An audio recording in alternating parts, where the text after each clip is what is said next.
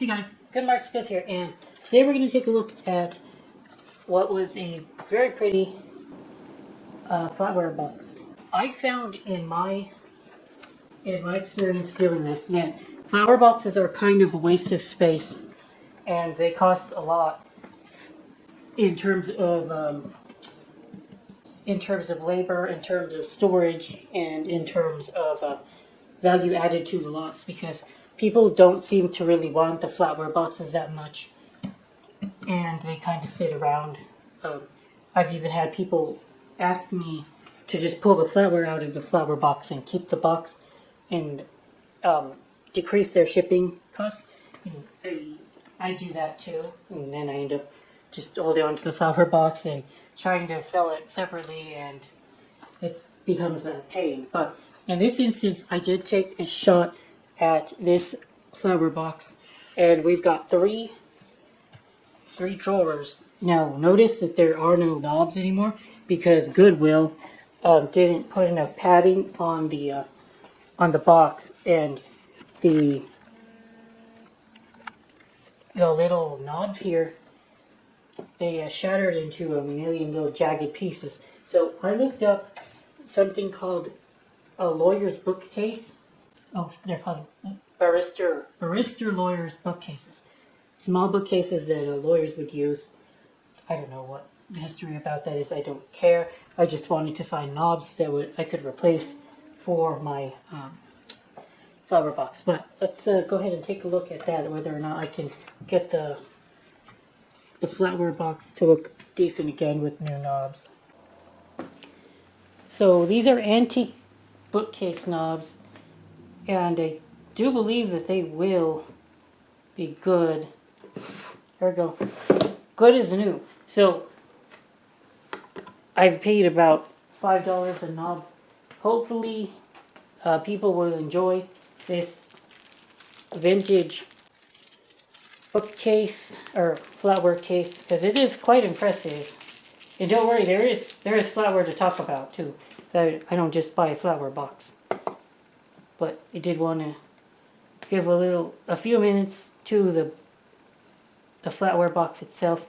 It's a shame that the original knobs are now destroyed, but this should be way more durable in the future. And you've got inside some kind of pink felt looking stuff. Nothing bad to say about this flatware box. I think that it will add value to the lot. And it is made by the original company that made the flatware. They're called Gero Zilver. Gero Zilver. Now, I don't know too much about Gero Zilver, except that it was... Shoot. I looked this stuff up about a couple weeks ago, and I haven't been able to get to it because of work and other busy stuff. Give me a minute, guys, because I took all the flour out of the box looking through it earlier. I'll put it back in, and we'll see what it looks like again. I thought it would be pretty fun to show you all how the flour fits back into the box. Each piece seems to have a specific spot for it, I guess. Whether or not I picked the right spot for everything, I'm not sure 100%, but yeah, it is a very beautiful box.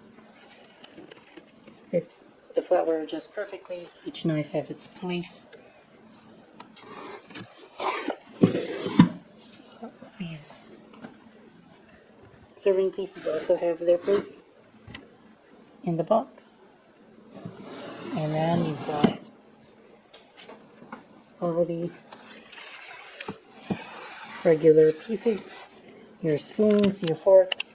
They each have their own place. I think it's very charming. Alright, so here's the flatware that I got from this box. It's actually Dutch Silverplate today. I don't find very much Dutch silver. I had assumed that it was German, actually. But they used a different word for rust-free or stainless.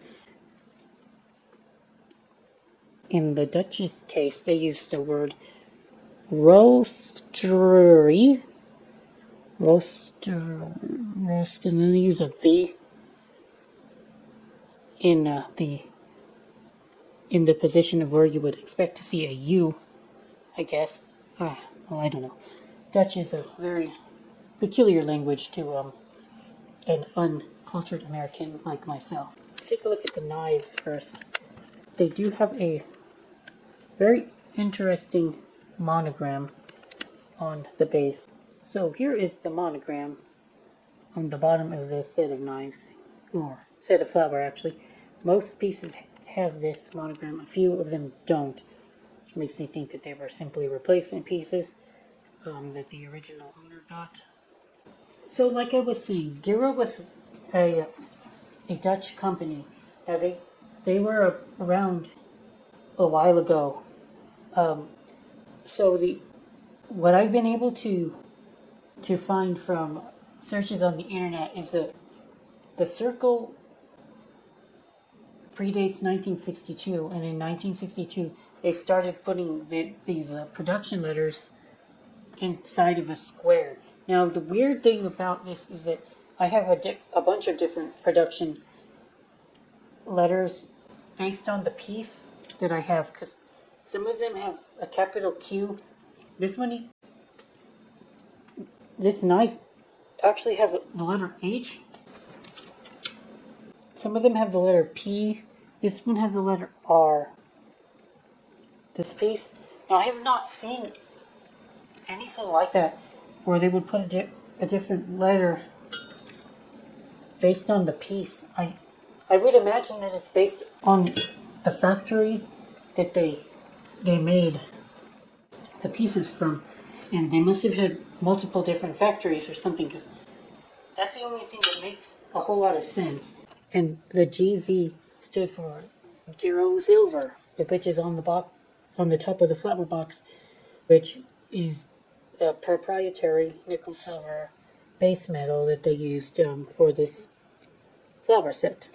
That's all they called it, is Gero Silver. Whereas these other manufacturers would have maybe just called it nickel silver. Look at this one, guys. I don't even know what something like this would do. It's got very dull rollers on the piece. It reminds me kind of like of a dough cutter. If I had to guess, that's what it would do, but I don't know. It's very dull, no matter what it would have done. Could have been a dough cutter. Stuff gets a little weird, and so many different serving pieces. Got the big knife as well. And there are 56 pieces in total. I don't know how to price this, because remember, anybody who's been with me for a while would understand the marking 90. It means that there was 90. This means that there were 90 grams of silver plated over usually 24 pieces. 12 spoons and 12 forks. I think that's how they came up with their standard. So about 4 grams of silver on a medium-sized piece. And when I say medium, I mean maybe like a fork like this. You'd expect about 4 grams of silver, 4.5 grams of silver, maybe. And definitely there would be more on a larger piece, and there would be a very large amount of silver on a piece like this ladle. Maybe there might be a half an ounce of silver plated onto a ladle like that. But anyway, point being, I don't know what to make of this very much. I put a maker together. I have a date, predates 1962. Why there are so many different production letters on my set, I don't know. That screams something strange, whether or not they made these pieces in different factories depending on the blanks they used, or which pieces they were making. I guess that could make some sense. That they would make different pieces. Each factory was specialized in separate pieces. Maybe this factory made the forks, this factory made the spoons, that factory made the knives. That would make sense to me. But anyway, I thought this was a pretty interesting lot here. And not pictured is the random Christoffela piece. I found it was a fish knife. Trying to sell that separately. And I want about $70 for that fish knife. I was very thrilled to find it, and I was looking and praying to find more Christoffela, but not happened. Just one piece that was just randomly put in this lot, and that's about it, guys. Dutch plate, 1962. It's fairly complete. High quality silver plate, and it should be somewhat desirable. We've got almost 60 pieces, so that's $300 at $6, $5 to $6 a piece, and that's what I would appraise this. If you guys enjoyed this video, good marks, good out.